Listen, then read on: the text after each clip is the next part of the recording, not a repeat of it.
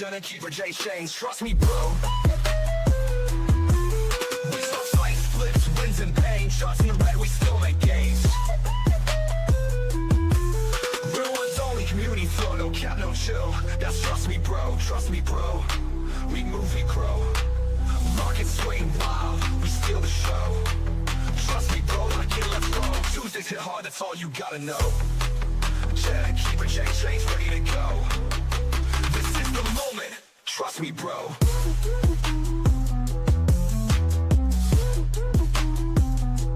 Trust me, bro. Trust the moment, trust me, bro. Yo.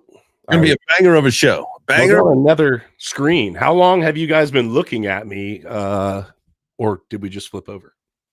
Oh yeah, we just flipped. I mean, what I should do? You did or didn't see me picking my nose was the big thing. I was making sure that you missed that part of me picking. No, I cannot confirm or deny. Okay. At this point. And probably more on the side of I don't think I saw anything. I actually wasn't. I was just being silly. How are you, JChains? I missed you last week, bro. I missed you too. Jenna and I had to hold the fort down, which was great. We thought about probably just booting you off the show, but as it turns out, I needed you this week. You did need me this week. That's fine. I fill in where needed. You know, that's kind of life as a whole. It's just like if you need me, you use me, and if not, you know, sometimes that can be fun, but sometimes not so much. So, yeah, how's your week, dude? What'd you do this weekend? Anything exciting? Let's see. Fall festival time. You know, to me, we went to the Denim Fest. As it turns out, I was like super excited about going like all denim. A Denim Fest? Denim Fest. Like blue jeans, like denim. Well, let me explain. And so, as it turns out, I was gung ho about getting the whole fam to do like the Canadian tuxedos, and so we were top to bottom as much denim as we could, and we came suited and booted to the old Denim Fest. But as it turns out, that's not what it was. It was to celebrate the history. So it was at this place called The Mill, and it's now got restaurants, bars, and an arcade, little shops, all that kind of stuff. So it was retrofitted from an old cotton mill into like this like commerce space. And like outside, they've got a green space for kids to run on and play. They got a stage. They play, you know, the Georgia games on Saturday, NFL games on Sunday. Okay. You know, they got concerts on the weekends, all sorts of stuff in this area. And there's a big brewery. It's a really, really cool area. And so this mill, again, it was a cotton mill, as it turns out, earlier in the day, and this is in Canton, so it's a town north of me. So this mill switched over to creating denim for, you know, the textiles, whether it was for, you know, the armies or just people, because denim was in high demand way back in the day, I think in like the 1800s or whatever, whenever this was going on. So it put Canton, Georgia on the map. Because of the denim. And so that's what it was to celebrate them making denim, but you know, just normal people wearing like, you know, just a pair of jeans or whatever, but except the Castardo family, we were locked and fucking loaded, dude. You showed up, you showed up, jean jacket, jeans, your wife's got jean jacket, jeans, daughter's got jean jacket, jeans. I mean, you were denimed out. People like we had to take pictures with like hundreds of people because they thought we were like the mascots of the Denim Fest, because like we were that denimed up and no one else was. It was wild, dude. That's fun, dude. I like the festivals, dude. The fall time. One of the things that I like about fall is the pumpkin festivals, doing apple picking, like that, those type of family fun things. Now, especially with a daughter, your daughter's, you know, similar in age to mine, dude, nothing like it. Like, it is freaking fantastic. I very much enjoy that. Yeah, 100%, guys. Make sure you guys smash the like button if you understand what we're talking about. And also on the flip side, if you're like Choose Rich Nick, and you're single and rich and no kids, fucking new whatever yacht, smash the like button for us one time, just one time. I do want to say, and this is very, very shallow of me, and you know, if it gets to him, I don't really care. He's the ugliest person I think I've ever seen. Like, I'm sorry. Like I would tell him that too. Like I will. That's not very Christian of me. It's not very Jesus like, but it's kind of factual information, and so I don't feel that bad about saying it. You know. I think so. He's like he's so good at the rage bait, and I think he uses that look to his advantage, right? Because you get the exaggerated like looks like like oh like yeah. I had. It's funny. We were talking about this. I had like saved. Gosh, dang, dude. Yeah, I so bad. to do a post, right? And my daughter was walking by. She's 4 years old, and she walks by, and she's like, "Oh, what's wrong with that guy?" What's wrong with that guy? Yeah, no, I do know it's part of his thing, right? Yeah. And so he knows it, he uses it, and whatever. Right? It's crazy. Do you think that actually was his girlfriend, by the way? No. She was an Instagram model, and she got paid like a couple $100 to do that stuff. Kind of figured that, but what money does wild things for people. So I wouldn't ever put it past a beautiful woman, young or old alike, to get with somebody because they make their life. Let's be fair, right? Totally not planning on talking about this topic, but let's be fair about something. Money does make your life.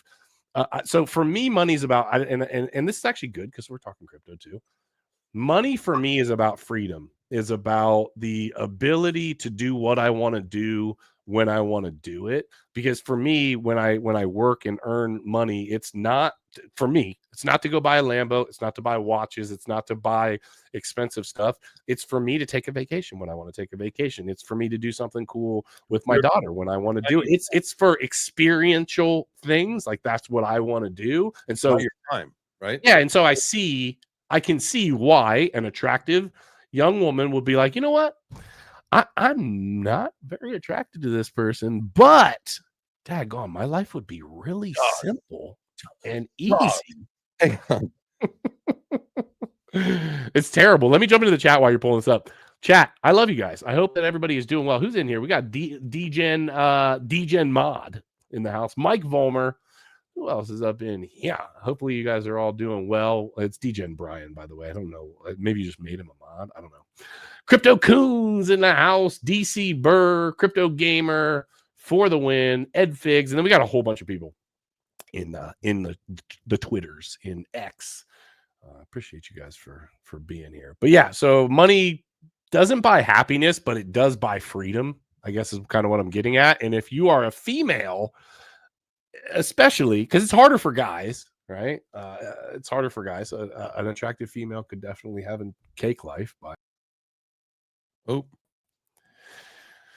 some old dude is yeah. What do you got? What are you pulling up? Yes, this is my point. Oh gosh, dude. Oh, man. Like, so okay, so it says she was just attracted to his beautiful. Here's my question. Do you think that the Raiders owner, Mark Davis, do you think that he is self-aware as a billionaire, right? Do you think he's self-aware enough to know that if you stripped away his money, he does not have that girlfriend? I mean, bro, you have bangs, dog. He's got bangs. The haircut is the best, bro. The haircut is the best. What if she loves him for the haircut? Like, what if she's like, "Oh, he's got courage to rock that." Like for real, I just love this guy. I always love when the girls will like put on this whole thing about like, no, it's not about the money, and I love him for this, that, and the third. And I do believe that there is probably 1 out of every 800 circumstances where the girl is like, hey, I'm actually in love with this person, or they learn to love this person, or sex isn't important to them, so it doesn't really matter that they're not attracted to them. They just kind of whatever. There's a whole bunch of different scenarios where I could see it, but yeah. Yeah, I wonder if he knows, like, hey, I know I'm ugly, but I'm a billionaire, and so my girlfriend is hot. I don't know. He's hanging out with the boys, being like, dog, my girl is a smoke show. And the only reason I got her is because I can buy anything I want to buy, and I know it. Yeah. I know. Oh man. All right. Anyway, Crypto's kind of pumping today a little bit, isn't it? Yeah. Yeah, the markets have been dude, the markets have been weird. Let me say. So we see a big pullback as a result, at least from talking to Crusader when I was chatting with him. My understanding was that most likely a big pullback was part of some more tariffs that definitely came into play, right? That's part of it. At least that was my understanding. But do you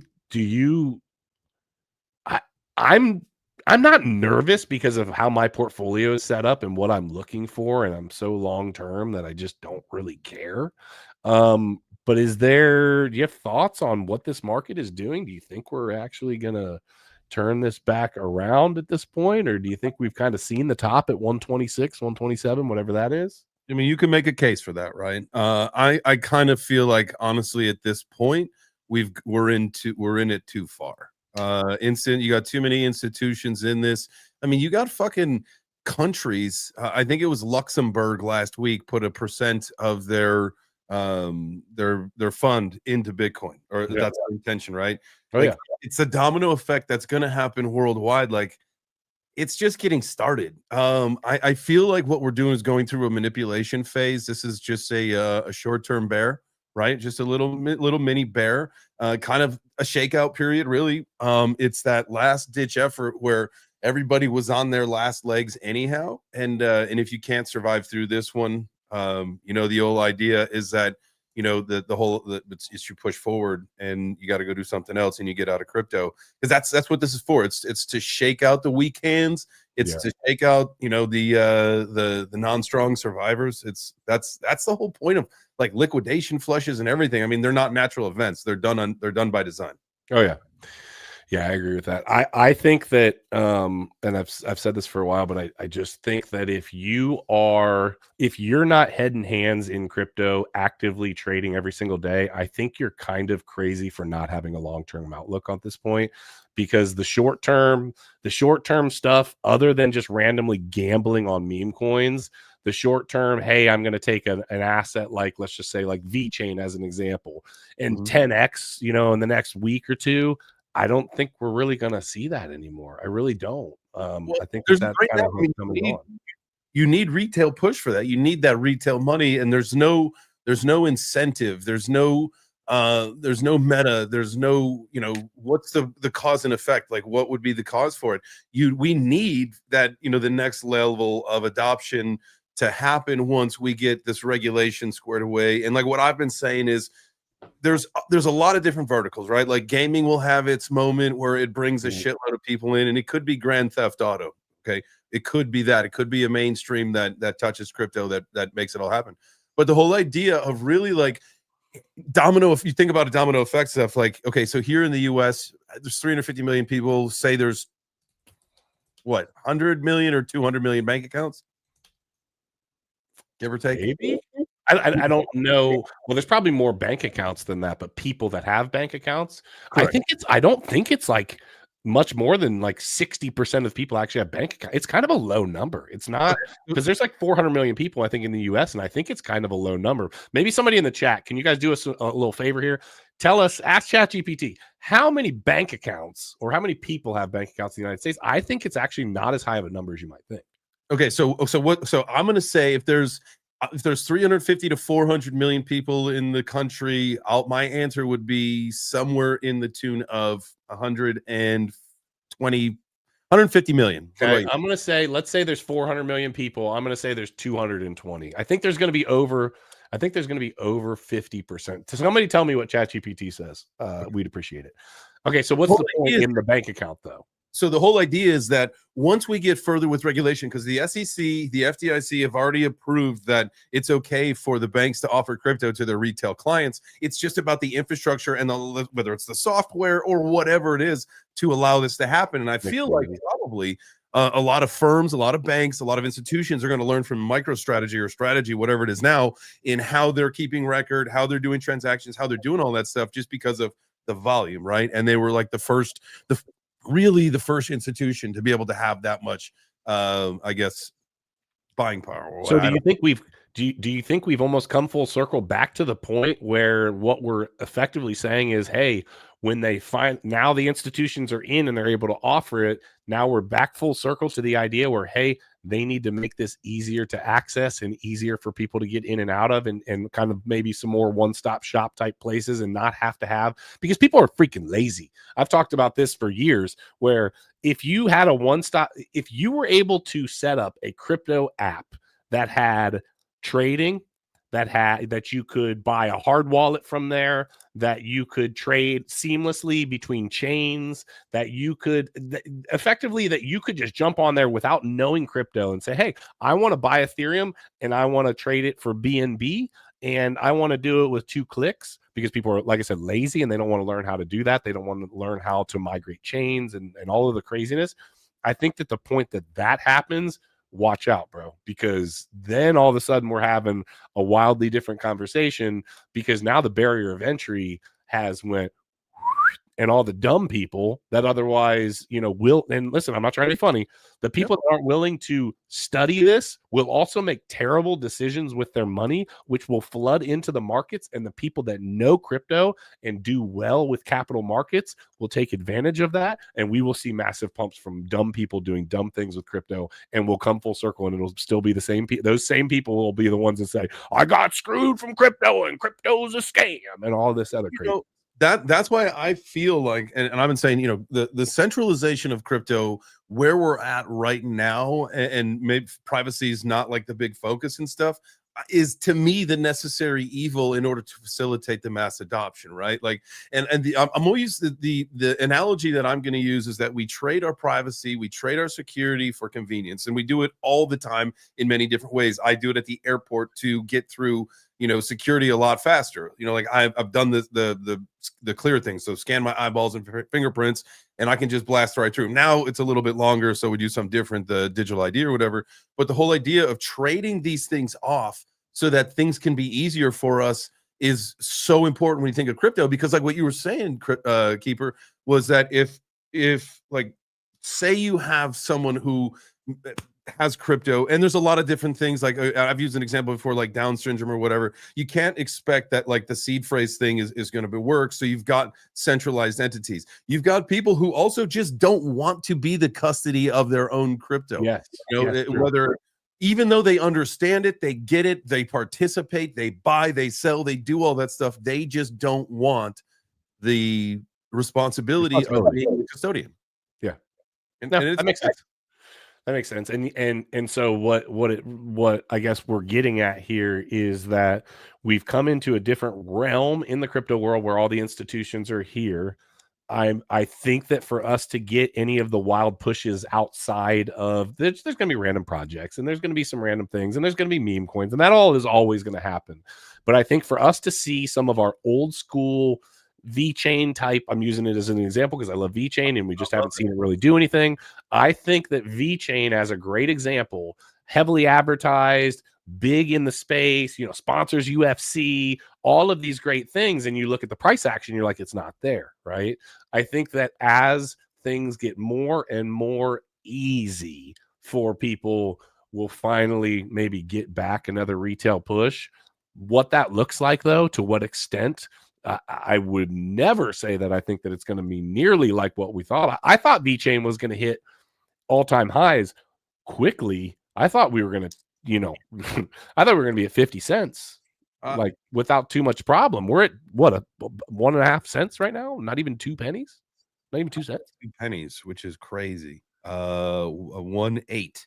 And it says about 6% of families don't have a bank account, which, doing some quick math, is about 17 million bank accounts of people that don't. So it's a larger number than I thought. It's going to be 330 plus million people have bank accounts. Okay. So the point is, at that point, once, this is ridiculous to wear 2 hats.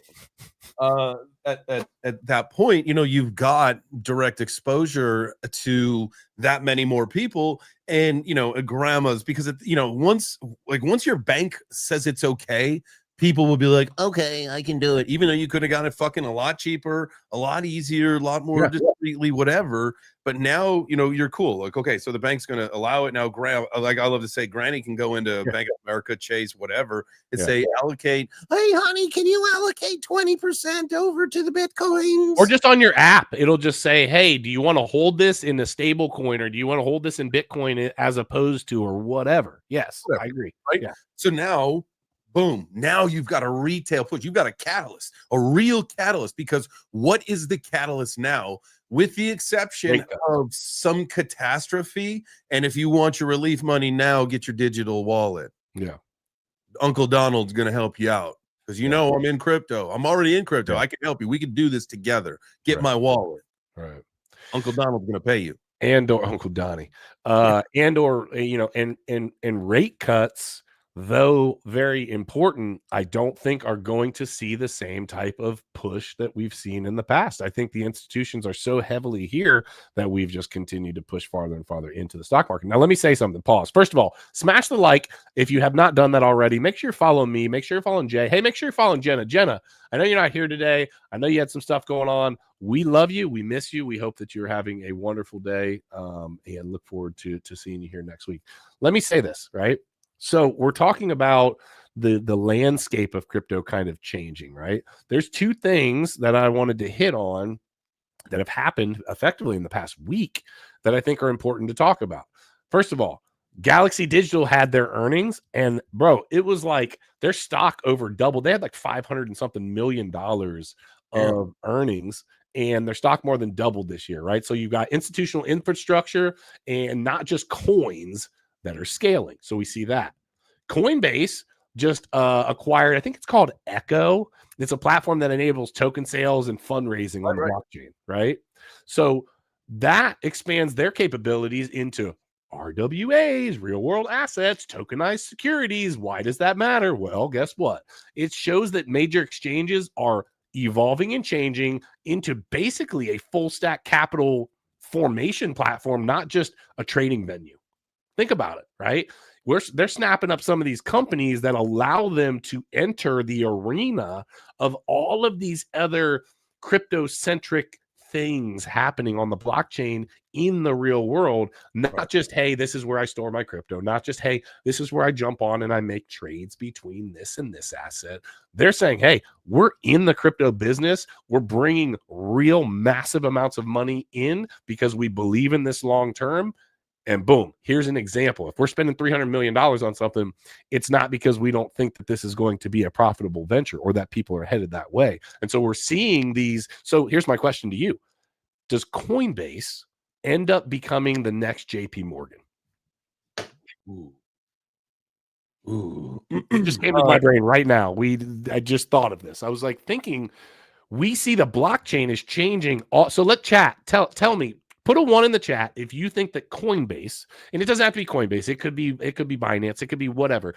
Do you think that a crypto platform is effectively going to be the next JP Morgan? And when I say that, I just say it because of, hey, the blockchain is what's taking over. If it's actually genuinely taking over, then we have to set, you know, the expectation that, man, this is the next evolution in banking, in actual banking. Okay, so we know that. We have known this has been coming. The inventors of the financial system themselves, like the Rockefellers, those big powerful families, the Rothschilds. Do you not think that like they somehow have a part of this and they're going to stranglehold themselves a part of the new system? There's no way it runs without them. Oh yeah. No, I agree. I agree with that. So what's the difference? Like, why? I mean, like, do I think it's going to be a Coinbase? I think Coinbase is going to have big market share. I think Binance will have big market share. I think based on like regions, right? Like you'll each have like your own favorite, like the stock markets and regional banks. Do you think that you're going to have a Coinbase effectively on the corner at some point in the next 10 years where I drive out of my house, I leave the neighborhood, boom, boom, boom. You know what? I'm having an issue with my Bitcoin or whatever. And for some reason, this, that, and the other. And I can stop into a branch into a Coinbase branch, or do you think that it stays so digital because that's where we're headed anyway, that a storefront effectively is going to be an idea that's just foreign? So I'm not really sure. And that's a really good question. I mean, I know crypto.com, like if you look at crypto.com's website, like if you look down at like their terms and conditions and all that stuff, like they're transitioning into becoming a bank as well. Like So that's, Ripple's trying to do it too. like I believe Ripple. Yeah, same thing. We got Mike Vollmer in the chat. Shout out to you. I got Mike Vollmer. Don't forget Ripple's trying to become their own bank. So like, I feel like competition may be too stiff. What's the point of a brick and mortar? Like, people like do you really like trust? I think it depends on what they do, because think about it, right? If Coinbase now all of a sudden has agents that work within said bank, right? And they are allowing you to take loans for real estate, and you have to come in person sign document. Like, I don't know. I just think it's an interesting conversation that should be had. Like, are we going to even, I know that everything's going digital, and I know that there's verification processes and the blockchain and all of these things, but in a very real way, nothing trumps the idea of the validity of a transaction, of you standing in front of me. Nothing beats a handshake effectively, right? Like, we're there, we're in person, we're making a deal push through. I have relationship building. This is not just a wallet address. I think that there's some good and bad that could come from it, but I'm interested to see, does that happen? I don't know. I guess potentially, like, you need something, or something, like whether it's ATM access or a brick and mortar, because like if the whole idea is to transition into a bank and that becomes your bank, and say you get paid in cash, or you need to deposit cash, you need to deposit a check, like where do you go to be able to do that? Think about how cool it would be to pull up to Chase. I'm using them as an example because I bank with them with one of my businesses, right? Think about if I could pull up right now and I had a check, just a normal check from a homeowner, right? Doesn't matter how much it is. Let's just say it's $5,000. Okay, cool. Pull into the bank, you deposit it, and the teller says, hey, do we just want to deposit this into our business account, our checking? Like, where do you want to deposit this? And then I say, no, you know what? I just want to go ahead and put that. I just want to go ahead and convert that to Bitcoin and put it in my Bitcoin long-term HODL portfolio. They say, okay, thank you very much. Just one moment. Oh, buddy, talk about mainstream adoption. And so maybe that would be the reason, that type of thing would be the reason that the banking doesn't actually happen, of having a Coinbase on the corner, because the banks are going to say, screw that. We'll just integrate with the blockchain because we need to do it anyway. We'll provide services that they otherwise can't, so that we can gobble up that business, because you ain't taking that market share from us too. That's the thing, is that you already got the bank account, you don't have the Coinbase account, right? And so as long as the bank can offer it to you before you become disinterested and want to go hop all in or whatever, they'll have that market share. And so banks will keep, and that's always like the biggest thing with just about anything, right? Is how long can you keep someone on the platform? How long can you keep that going? And that's a lot of metrics are measured that way. And so, I mean, there's no way the banks let you leave to go to Coinbase if they can offer, because again, they've already got the approval to make it happen. They're just waiting for the infrastructure to change. Yeah, that's good. Yeah, they don't want to lose that customer. They would rather integrate with said technology that's moving forward than take the chance of losing the customer. The jig's up for them, right? Because like, even if you decide to like, how does that work, right? Even with like, because banks don't need to keep like any cash on hand. Like, they don't need to keep what you have in your account on hand. What about crypto? Like, what if you've got 50 grand in crypto and you're like, dog, I need that right now in cash? They're like, we can't do that. Ooh. And then the taxable implications, depending on how that works, right? The 1031 exchange idea, where, hey, I went from Bitcoin to Ethereum in my bank account, so to speak, right? That's a 1031 exchange. There shouldn't be a taxable event that happens. There's so much that we just take for granted that has not happened yet, that I wonder, at what point does all of that happen, and then what do the markets actually look like at that point? So this is a good segue into this. So who was it? It was Bitmine Immersion Technologies bought like 200,000 Ethereum. That's $800 million. Quick math at 4K, whatever, right? So they got over $13 billion worth of Ethereum right now. With a massive company like that making huge moves, that tells me they have long-term beliefs in Ethereum. Not just Ethereum itself, but staking, DeFi, right? Whatever. Do you think DeFi, do you think that we'll see like another big massive shout out? What's up, Blood, by the way? Do you think we'll see in the house? Do you think we'll see a big DeFi push again?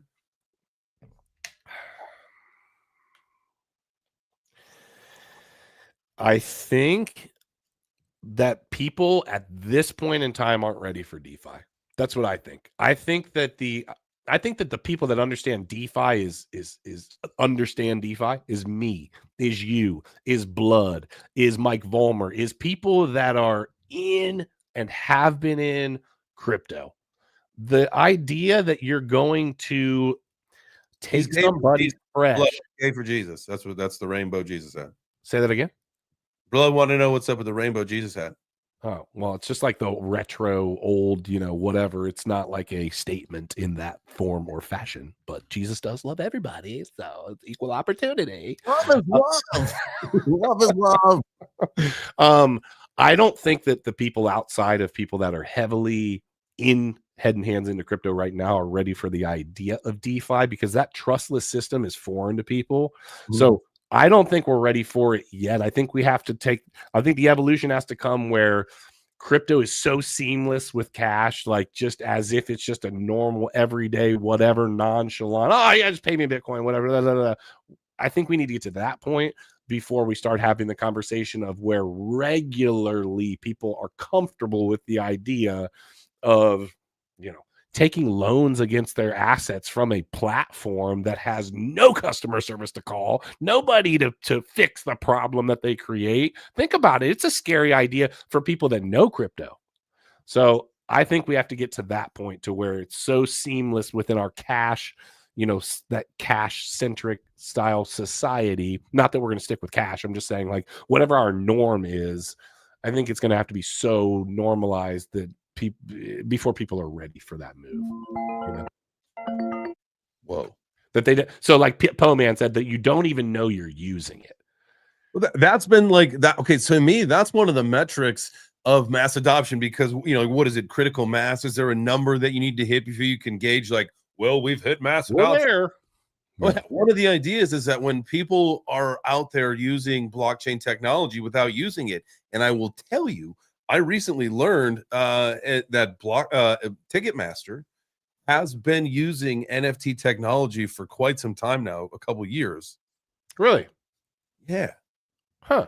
Okay, so great example. That's a good example of where the technology is being used, but it's not being sold and pushed to people as that because you just wouldn't know it if you didn't know it. Right. Which was wild to me when I learned that. And I was just like, okay, I guess it makes sense because I've been doing a lot of the UFC things and and maybe it's not those tickets. It's certain tickets have like maybe a little bit more that you have an idea that it's an NFT. And I think it's like their own technology. So it's not like you're sitting on a public ledger or something, right? Maybe I have to probably learn a little bit more about this. But the whole idea that they're already doing it, people are receiving their tickets via NFTs and they don't know it, that is a great, great sign. And it's also good for, I would think, future resale markets and how that works, because that's been a big thing where I know I just saw some Kid Rock video where he was like pissed off about the resale markets and that Congress was finally doing something about it. I don't know. Yeah. Yeah, I think like Blood said, DeFi has gone as NFTs for now, right? I agree. I agree with that. Say that yesterday there was a $25 million NFT purchase. Holy shit. You talk about Coinbase earlier. Coinbase, Brian Armstrong confirmed it. They paid $25 million for the rights to not the rights. An 8-episode podcast, right? An 8-episode podcast for Crypto Kobe, Jordan Fish, and then Ledger. What are we doing wrong? It's just I'm just marinating on the fact that $25 million for 8 episodes. That's more than Joe Rogan got paid.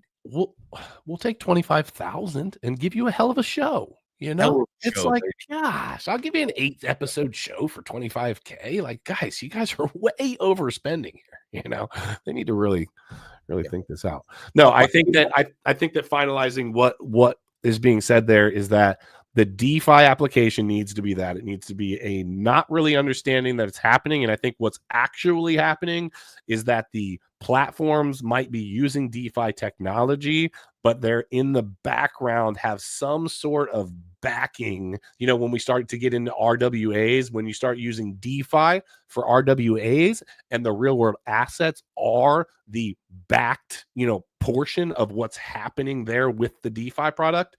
Now that is going to be happening, and that will be a very real active thing. Whether people, because think about it, people don't know. If I ask somebody in the chat to explain to me how HTTPS protocol works, most people in the chat are going to say, I have no freaking idea. Who cares? But it works. I think the S means security. I think. Right? Like, I don't know why, but when I type this in on a search bar, things come up, right? And I think it's going to be that type of idea where people don't really need to know, but it works.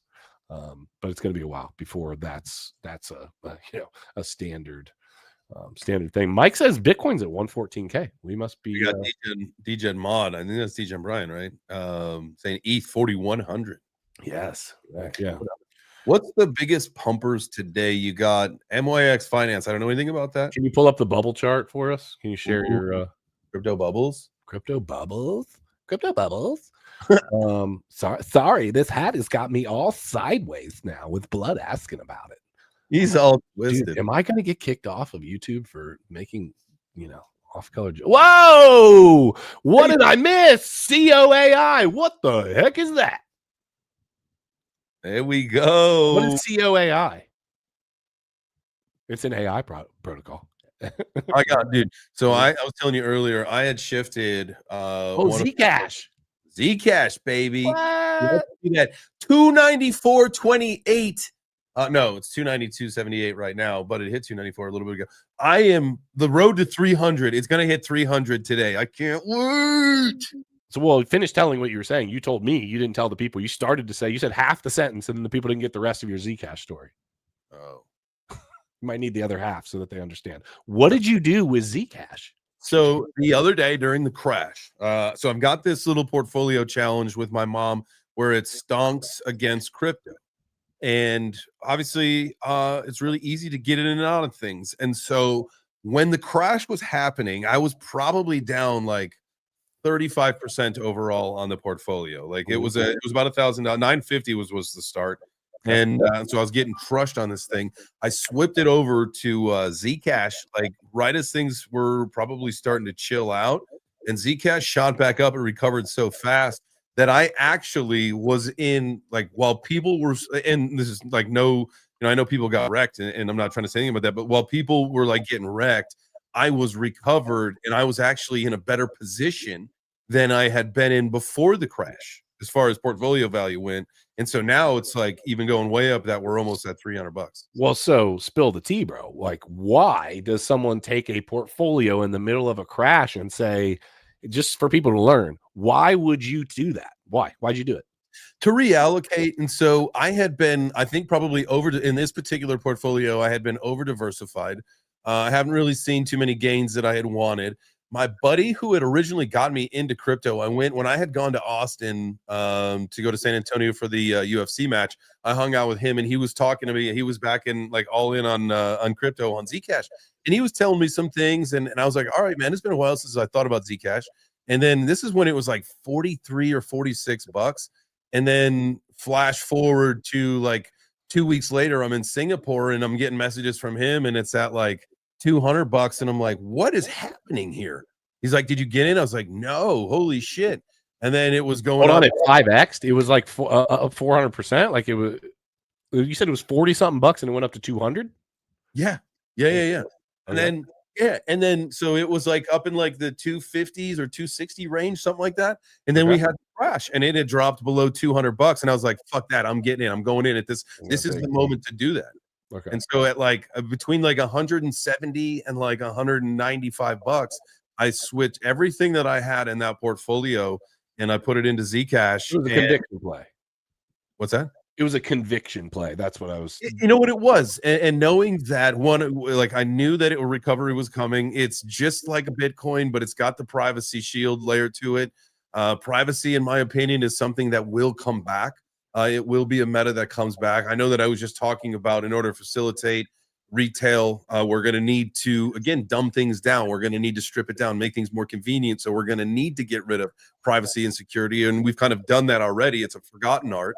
We're seeing projects and some people that are doing it in the space, but it will make a resurgence, especially for the people who have been here. It makes a lot of sense. And so, and a lot of the people that will get into the space that understand privacy and financial privacy and want something very similar. I know the market share and the market cap are totally different, but the idea of, you know, what it does, it's got the same tokenomics, all that stuff. And so, yeah, it was a conviction that, all right, we're going to put this port into Zcash, and that was the right time to do it. And so far, it's fucking paying off. 295, go 300 is going to happen today. Heck yeah, that's dope, dude. That's a great move. It worked out well for you. The lesson to be learned here, guys, is if you have, how do I say this? If you have a conviction play and you have just like a really good, solid foundation behind it, go after it, chase it. It's, I mean, hey, listen. Scared money doesn't make money, and we know that, right? And this isn't the biggest portfolio in the world, but it was getting crushed, and the coins that were in that portfolio were still getting crushed, right? But now, look, I'm looking at new local highs. This thing's climbing every day now. Like, let's fucking go. And you know, that was the right decision. I have obviously made wrong decisions before. I've jumped in and things at the wrong time, and it's turned to bite me in the ass. And so this happened to be a good move. And so, you know, your timing has to be right. You got to have conviction. And I think, you know, you just pray to the crypto gods that, you know, it's not one of those, because I sold, it's going to pump things, because that's usually what happens. Yeah, for sure. Well, good for you, dude. I'm glad you got a game plan to kind of get out, or are you going to leave a lot of it in Zcash because you still think it's going a lot further? Do you have a plan surrounding that? Because that's the big thing, right? You've seen it pump. Okay, are you taking some profits off the table? Are you keeping this long term? Do you have a game plan for that? Yeah, so yeah, I've heard from some people, and I would like to actually get into some of the Zcash community, because I've heard some numbers and they're pretty high of what they're targeting. And so with that being said, I'm like, all right, there's plenty of room to run on this. Like at least up to 1,000 is what, you know, a lot of people said. I've heard some higher numbers. And so we'll see, especially, you know, as the market, but the market itself has to go along and agree. And so keeping an eye on the overall market, again, I believe that we're probably going to have a little bit of chop maybe over the next couple of weeks, but we still have all of November and most of December to absolutely pump before we even think about the end of the year sell-off. But then there's that conversation of, have we outgrown the cycle, and is this thing going to push forward? Do we have so much institutional buy-in that the 4-year cycle it's just a forgotten dream at this point? Yeah, I'm getting oh, it stopped doing it now. Okay, cool. For a second I was getting like a repeat, but it's not doing it now. I've already said that. I've been clear on that. I think that we are past it. I think that we're still going to see, we've talked about this in the past, so I won't dive into it deeper, but I think that we're still going to see things happen because of the math on the Bitcoin halving and things of that nature. But I do think that the 4-year cycle is officially broken. I do think that we're going to see things different. I do think that we'll see up and down periods, the same thing as we do with the stock market, but I think that it's officially gone. Let me ask you a question about, so we're talking about business, we're talking about crypto, we're talking about the cycles, we're talking about all these things happening in crypto. You and I love sports, right? And sports, oh man, look at that. I see that. Woo! Oh, that's on the month. That's on the month. This month. Yeah. I didn't catch a lot of that, I know, but I told you. So shout out to you if you did. Great.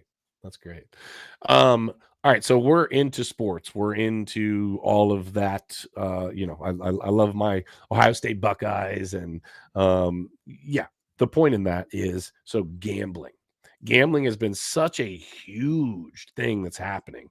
Do we think that this is a gray area that's going to get cleaned up in crypto, or do we think that we're just entering a new era of what gambling looks like, and people are doing it via the blockchain, and it's going to stay that way? Absolutely, 100%. This is one of the new entertainments. I saw a commercial. So I'm fully participating. I love sportsbook. I love the slots now. I love blackjack. I love being able. So I'm gonna probably end up doing a deal with BC Game, Oh right? yeah. Okay. And so, yeah, and so and I love the opportunity of it. But so like now, like while I'm sports booking, I'm betting on NFL football games and stuff. I'm watching the games, and a commercial comes on for FanDuel. FanDuel is appealing to that's your retail audience. That's Oh, yeah. your just your normal people that are watching the game in their local market to talk about this is where you bet now. And that's what they're talking about to normal people. And so I talked to my cousins, I talked to my brother, like we've got this text group, and they bet on their own respective platforms, right? They're web 2 based, and so they're using dollars. I'm on BC, so I'm using crypto. And we all talk about what we're doing, what wagers we're doing. I found I found cockfighting. And I'm probably Did you- like that's a real thing. And Continue. Yeah, I know it is. It's illegal in the United States, but okay, I'm listening. Go ahead. so I think at 3 today when I stream, I might throw a wager in on a match. Betting on some cock. All right. I didn't say that, you did. I'm with it. What is the platform that AJ is always gambling on? He's on He uses Polymarket. That to me is the mainstream plug, right? That's like when you talk to, if you hear like like interviews, and there's people who are talking about the prediction markets and like talking heads and political figures and stuff, like you will hear them reference Polymarket. That's the name brand, right? Right now, if you look at, I don't know, those are effectively futures a lot of times on gambling, right? Like, can you make active bets on? I haven't been on Polymarket, so I guess I'm asking you if you know. Okay. Can you make a bet on Polymarket the same way as you can with a FanDuel or one of the other Web 2 based platforms, or is it just a lot more advanced than that, a lot more forward looking than that, or is it like, hey, 10 minutes before the game, I can place a bet and there's a line on the Cleveland Browns game and I can bet on it? Yeah. So what I have seen so far, I have looked on Polymarket. It seems like it's more straight up. Like you might have money line, you might have like a spread, you might have an over under, something like that. You got very limited options, right? Okay. So you can do that stuff. There's also there's like headlines, right? So, or like up at the top, the heading, you got politics, sports, finance, crypto, geopolitics, earnings, tech, culture, world economy, elections, mentions, all sorts of stuff. There's a lot of different shit that you can bet on there, right? In the prediction markets. You look at a site like BC Game, where I like to play, and you've got like for the sports book, dude, you've got player props, you've got like performance doubles, triples, you've got so many fucking options for all the games. Like it's kind of overwhelming sometimes, but you've got an opportunity to just do more than just a money line or a spread or an over under, right? Like you actually can get in and build a decent parlay. Man, I was so close to hitting a huge parlay, and I had some stupid upsets over the weekend. My God. So you actively you do like to actively engage in the gambling side of sports. The thing that I like, so I'm not a gambler. Now, hold on, let me back that up. I love to gamble. Okay. I will bet you on my hat flip just because it's fun and I get a little dopamine rush out of it, right? It's probably just the addict in me that just likes that, right? I can make money, right? But I'm also very aware of it. So when I go to Vegas, when we're out there for crypto conferences, I take $2,000. I'm like, that's all I'm taking. Like, it doesn't matter what happens. I'm either making money, I'm losing money. I'm prepared to lose whatever it is that I do, right?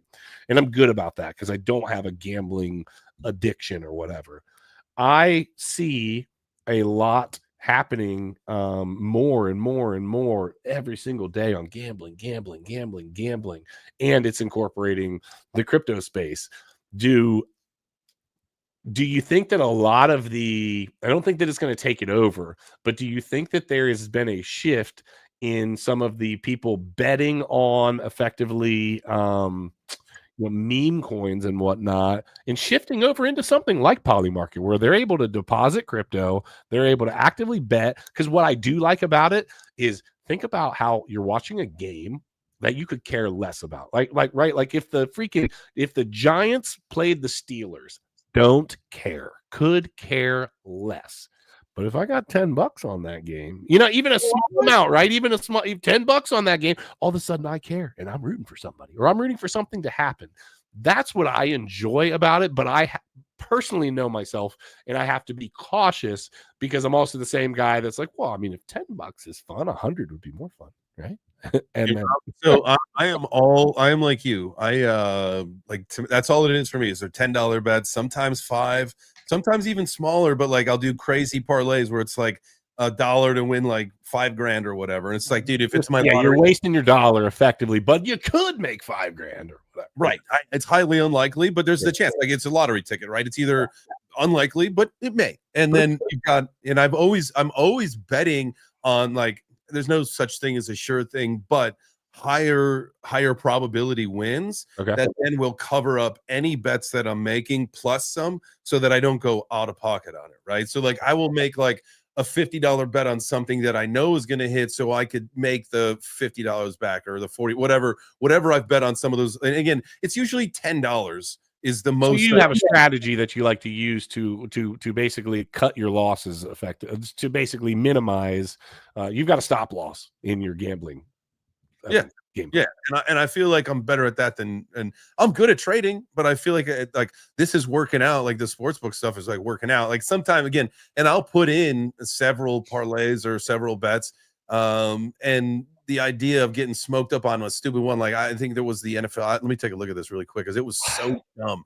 Dude, while you pull that up, I have kicked around the idea of just taking a small amount of money, doesn't matter what that is, whether less than $1,000. I have kicked around the idea of jumping onto Polymarket specifically just because it's crypto, and and looking through and seeing what my strategy would be and trying it, right? Being willing to lose what I've got there, just to try it, to have fun with it, enjoy it.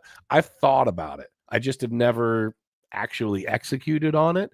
I do like that it makes me more engaged in the games. What I don't like is that then it takes me out of sometimes family time or something, because all of a sudden I'm checking things and I'm making sure that I don't know. Like I know how I can get a little extra about it. It's funny that you say that. Like I think on Sunday, because again I was in bets all day, and I through the app, which is really cool. I think I was starting to say that before, is that you get access to most of the football games. And so I was like, I had my phone around, we were doing stuff all around, and I had my phone with me everywhere with a game on there. And at one point she turned to me and she's like, and I don't remember you watching this much football. Like, throughout a lot of our marriage, I was like, you're right. I'm watching. I got some bets in, honey. But you're right. Like, it's a distraction. It does take away from some time that, unfortunately, because you become a little bit more committed to the cause. And so, dude, okay. It was the Mariners fucking Jays game. Oh, while you're saying that, just put a pin in this. We need to talk about Ohtani. We'll come back to that. All right. Okay. So I had a 3-leg, but they were both doubles parlay. So it was like basically a 6-leg parlay. But it was $5, but it was a huge win. And so, dog, I had for the double on this one, performance double was Cal Raleigh to get a hit, which like in the 8th inning, this motherfucker hit a home, 7th inning, he hits a home run, dude. And the Dodgers are up, right? And like I'm like, yes, I'm gonna win it. And then in the fucking 8th inning, like they just collapse, and the Jays come back and end up beating the Mariners to go on to the World Series. And my parlay loses, which, dude. So you got 4 of, was it 5-leg or what was it? It was ultimately 6, and I had hit 5. 6-leg, and you had 5 of them. Ooh. How much was it going to be? They were up. It was like they were up 1-0 or whatever at that point, and then he gets a hit, or they were up. What were you going to make? Whatever, like $800, or it was like some stupid off of $5 or something. Yeah, dog. And I was like, I was just a few innings away because the guy hit the ball and like he hit the home run. So I was like, dog, if they win, all they got to do is win. I'm so good at this. Just collapsed and just lost the game. Yeah. Oh. Brutal. Babe, I'm so good at this gambling thing. Just pay attention. You know what? You want to eat tonight, so you should care about this game too. you know. So shout out to all my Canadian brothers and sisters. Don't talk to me for the next couple days. You cost me. Bro. So Shohei Ohtani. For Yeah. those of you, all right, yes, we're talking crypto, but we're also talking money, which we're talking gambling, which, you know, hey, this is Trust Me, Bro. We're here to just keep it real, have fun, engage, whatever. So don't get mad that we're having a sports talk, because sometimes the chat gets a little testy. Okay. This guy, I think we are witnessing, well, not I think, we are witnessing history. He had 3 home runs in a playoff game. Wow. As the pitcher, And he had like 10 strikeouts. Had over 10 strikeout. Yeah. So I looked at all of these records effectively that he has, you know, broken. And now you've got somebody who, as a pitcher, is one of the best hitters in all of baseball. He also plays in the outfield as well. Here's what I think is wild. So this is going to sound racist, but I think you will understand it. Asians are well known for their financial prowess, I will say. Right? That's a fair statement, right? Math skill. This guy signed a 10-year, $700 million contract. Okay. And guess what? He deferred, I think now I'm going to be close on this. He deferred all of the money all the way out to after the 10 years, besides like $1 or $2 million a year. Okay. So he's making $70 million a year right now, but he's only collecting $1 or $2 million a year because, quote, that's all he needs. He doesn't need more than that. And you know what he's doing? He's deferring all of that for the sake of one thing is the team, the Dodgers, doesn't have to spend, they don't have to spend that money while he's playing, right? So they're able to use so much more capital on all these other things. So it helps his team. He's deferring all of this taxable income for 10 years from now, which is what, bro, the financial, I can't imagine doing this, but the financial prowess that goes in, or wherewithal, strength, prowess, whatever, to be able to say, hey, yeah, I know I'm making, you know, $70 million a year right now, but I'm only going to collect like 1 or 2 of it because for the good of X, Y, and Z, 10 years from now, I'll start to collect that. And then, yeah, 10 years from now, he starts to collect all of it at that point. What a G.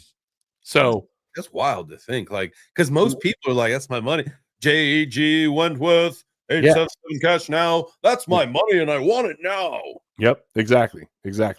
And so most people can't even begin to comprehend the idea of making, well, I can't begin to comprehend that. Can you think about that? $70 million a year. Let's just say that's $6 million a month. The man is making $200,000 a day. And stop. Just saying. Dude. Man. He's making almost 10 grand an hour, bro. While he sleeps too. Just 24 hours a day. Crazy. For 10 years or whatever. It's a lot of pizza money. Says my guy down Solo. You are so right. So Katie Cakes in the house. Katie Cakes, I love you. She wants to know, if you were getting that kind of salary, would you defer it like that? So JChains, let me ask you. Yeah. Pros and cons. First of all, would you do it? Okay, so now that I know that it's a thing and maybe there are some benefits, maybe I could defer the salary and have some kind of crypto integration into it, or go, like, you know, slowly put things into an escrow or something. I'm sure that there is all sorts of, you know, things put in place to where that's protect, you know, where his money is being protected. Like, what if the Dodgers go Dodgers broke? Go under? You're like, sorry, bud, we don't have it. Just kidding. We know we promised you that, but just joking. We owe you fucking $500 million, but we got it. $750 million. But I mean, dude, after all, you did take in about 10 or 15 or $20 million for the last 10 years. Okay. I understand, and it was explained to me and broken down, and I wish if I knew we were going to have this conversation, if I would have known before we started this, I would have broke it down, because you can look it up as to why he did it. There's a bunch of tax implications for where it makes sense. There's a bunch of implications for the team. There's a number of implications. But here's my thing. We're not promised tomorrow. We're just not, right? Now, making $1 or $2 million a year is still a massive amount of money, and you can do pretty much what you want to do. But making $70 million a year actually really allows you to do whatever the heck you want to do at any point, at any time, without end stop. So the question from Katie Cakes is, would I do it? No, I would not. However, a massive amount of that money would be exactly what you said, JChains, would be first thing I would do would be I would hire an accountant and an attorney, and I would say, hey, how do I live with just pure freedom myself? But what I really want to make sure of is that my daughter and my son and my family is taken care of for, the rest of for generations to come. How do I guarantee that? So would I actually defer it? No, I don't think that I would, but I think that a massive amount of it would be going into investments that are set up for my kids, that are set up for that, Yeah, long-term wins, like all sorts of things of opportunities that would be a long-term win for the family, for sure. Yeah. Smash the like if you have not already. It is it's Tuesday. It's Trust Me Bro. We're just having a great conversation here, talking crypto, talking gambling, Hey, speaking of just kind of rounding out the gambling conversation, do you think that you're actually up? Yeah. Oh, yeah. Your wife's not listening, so you can tell me the truth. Oh, she probably is, and she's probably in the other room anyhow. Well, we love you. If he tells you that he's up, you might want so the account definitely up. Okay, Definitely. right.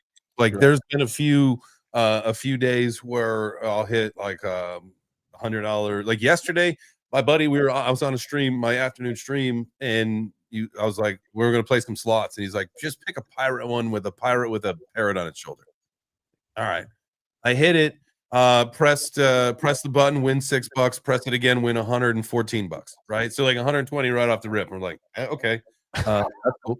So my account, so how it's actually worked out for me was my buddy Doodle was on a stream with Dabatola, and he ended up in the chat, by the way. Yeah, that's the homie. And so Doodle ended up sending me like $20 to start an account that was awesome, and I kind of blew it up pretty quick, just having fun, kind of learning the platform. I sent in, I think it was $50, and then started playing some of the other games and have run that thing up to like 3-something. Now, hold on. Is it a bunch of games like the Rocket game, the Bitcoin Rocket game, and stuff like that, or are we talking about gambling, sports? All of it. So you can do sports, you can do casino, you can do live casino, you can play blackjack with a live dealer, so you get real cards. Really? Yeah, dog. Dude, What is this website called? BC.game. I'll put you BC.game. Yes, I didn't know that all that was there. I played BC. That's the place where you do the little stupid rocket game that everybody was. Yes, we did that at like 3:00 in the morning in Atlanta. Like, yes, dude, that is a rush, an idiotic game, but it is a freaking rush. And the guys that I were playing was doing it for thousands of dollars as we're sitting there at 3:00 in the morning drinking. Dude, your people must be the ones that I see, because like I will go into that and someone will have $4,500 on the line. There's a guy who just made $5,000 on a 2x, so he put $2,500 on the line. Yes. Now there are some strategies to it. There's some things you can look at. You know what I mean? Like there's also a way for you to do it. It's called trend ball, and that's where you're like, where throughout the process is it going to go? Is it going to explode right away? Is it going to go short, or is it going to moon up? Right. And the other day, dude, I just happened to, honestly, I was just trying it out. I bet $1 on the crash, and it was an instant crash. So I turned $1 into 50. Like, oh, you can gamble on basically like what it's about to do as opposed to riding the rocket. Oh boy. And there's 3 options, so you got a 33% chance. Is that what it gives you? There's 4. There's bet crash, bet red, bet green, and bet moon. What does it consider as moon? A certain amount of seconds or more? I think after a 10x, anything over a 10x. Man. Yeah, I was watching them play. Like, again, I was watching them play with like money, real money. And I was seeing this thing like go, there's like 3, 4, 5, 6 grand. I'm like, freaking push the damn button, get out, go get, yeah, that is a wild game. Dabatola said, I'm playing roulette again now. And the other comment, and that was what I was saying when I was talking about the football bets, is that you get the game. So I don't pay for TV. Like that's ridiculous. Like we got all the subscriptions, right, for the shows and the movies and stuff. We don't pay for TV because nobody's watching anything local here. No. But I can watch all the games. I can airplay them to one of the screen, like the TV in my garage, like or in my office, sit here and watch them on BC. Yeah, baseball. You're telling me the Buckeyes game on a Saturday. You're telling me I can jump on there and stream the whole game? Yeah. What? Sometimes it's a little glitchy. But yeah. At times it's a little hard to watch, but it's there. But does it have the commentators and all that, or it's just the game? You get the commentator. Really? Yeah. And then there's usually like for the NFL ones, there's a stadium cam that's like way up in the rafters that shines down on the whole field. Okay. And so like if they go to a commercial break, they blast up to that camera, so that's what you see, and they cut the sound. But then you get like the broadcast, whether it's on Fox or whatever it is, like you get whatever the broadcast is. Now I have had my VPN in a crazy location, and the audio comes through in that language, which is wild. So if you don't understand Portuguese, you might want to not put it as Brazil. That's wild, bro. I did not know that. Katie Cakes, put a pin in this because we need to remember. We need to remember that, because I can't tell you how many emails we have made up, bro, to do the free trials. You know, they've gotten hip to it now. I think a lot of them are hitting your they can tell where it's coming from. Yes, your IP address. They can tell your IP address, so they've kind of gotten hip to it. But I can't tell you how many different times we put like, which email address are we using this time? And then, you know, I have to like set an alarm to cancel it because I'll forget. I get it. It's being cheap, but they've got you kind of hamstrung to where if you don't have every single, because they'll be like on the Big Ten Network one time, and then it'll be only on Fubo, and then it'll be on this. And dude, if you paid for all this stuff, you'd have $900 a month going out in TV subscriptions just to watch your favorite college football team, which is absolute chaos. You know what I mean? So yeah, I've done a lot of the freebies. She said gambling conversations sound like crypto market conversations. Yes. And actually, what do you know? Get that adrenaline going. That's right. And it's one and the same anyway. We are gambling on our crypto bags. Yeah. Yes, we are. Smash the like if you haven't already, fam. If you're not following me on X, fix it. Same thing with Jay. Fix it. Right there. It's right there. Yeah, it's literally right here. Right here.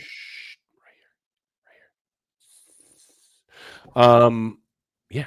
All right. So let me see. Did I miss? I have a haircut here before too long, so I know we're gonna be. Yeah. What else we got, dude? What's this week looking like for you? What do you got going on? What? Set the stage for me. What's going on this week? Got shows all week. We'll be doing some streams, having some fun, trying to lock in some partnerships, trying to get some deal flow in here. That's the name of that's my week. It's an important week. It's a make it or break it week for me. Either gotta get some flow in, or I will be saying hello to people as they come into the door at Walmart very soon. Yes, I get it. Yeah. And for me, if you guys see the @it's Crypto Keeper, I think on TikTok, I think I've got it as one. I think I've got it as My Name is Keeper. Yeah, if you spell out My Name is Keeper, it'd be great if you guys are following me on TikTok. But be warned, just so you know, and this is a good thing, I on TikTok am currently doing faith-based content. So it is faith-based across the board. I felt very convicted about just really trying to use my platform for good in that manner. So if you like faith-based content, if you love you some Jesus, My Name is Keeper, would love the support there. And then yeah, dude, as far as the crypto world goes, I'm just continuing to ride with my bags, mining. I'm waiting for some mining stuff to kick back in with Caspa. Bitcoin has been, up and down, making a little money here, get deposited there, whatever. I really want Caspa to jump back in and the mining rigs kick back on, because that would be beautiful. I mean, we're down to like 5 cents right now, 6 cents. It's just absolutely just getting slaughtered. But you think it's going to come back? I do. I don't know to what extent. I don't think we're going to hit, the $1, $2, $3 or whatever craziness. I'd love to see 25 cents right now. Would be just, a godsend. So I don't know. Duran does things. It's Keepa. And I think it's actually Darren, but I forget. And we talked about this a million times. Hey, Aaron. Hey, Aaron. Aaron. Yeah. We love you guys. We appreciate everybody for being here as always. It's Trust Me Bro. Jenna will be here next week. Missed her today. It'll be the three of us. Yeah. Follow both of us. Have a wonderful week. I hope everybody stays blessed. Take care of your families. Do all of the things. And yeah, I hope your crypto bags are blessed as well. Yeah, that's it for me. I'll see you in 2 hours, 3 o'clock Eastern. Let's go. All right. Out. That's it. Adios, amigos. We'll see you next week for more Trust Me, Bro. Trust Me, Bro.